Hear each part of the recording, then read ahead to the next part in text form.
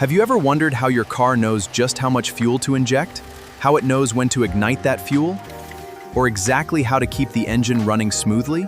This is where engine management comes in. In simple terms, engine management is the system that monitors what is happening inside the engine, makes decisions, and controls the engine to keep it operating properly.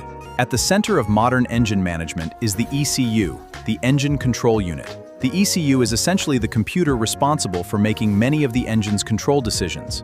But how does the ECU know what is happening? It uses sensors. Think of sensors as the ECU's information sources. They measure different conditions around the engine and send electrical signals to the ECU. For example, the sensor tells the ECU whether the engine is cold or warm. Why does that matter? Because a cold engine may require different fuel and ignition control compared with a fully warmed-up engine. The crankshaft position sensor is another very important sensor.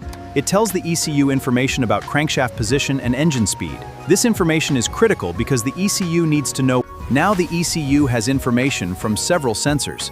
It processes all this information using programmed control strategies and determines what the engine needs at that moment.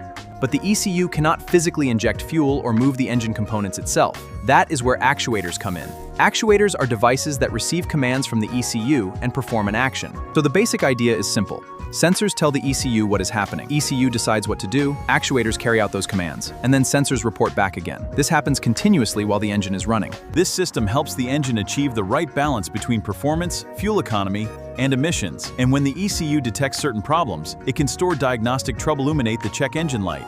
But this is only the beginning. In the next episode, we're going to break down the most important engine sensors, what they measure, where they are located, how they work, and what happens when they fail. An engine management system is the brain of your car.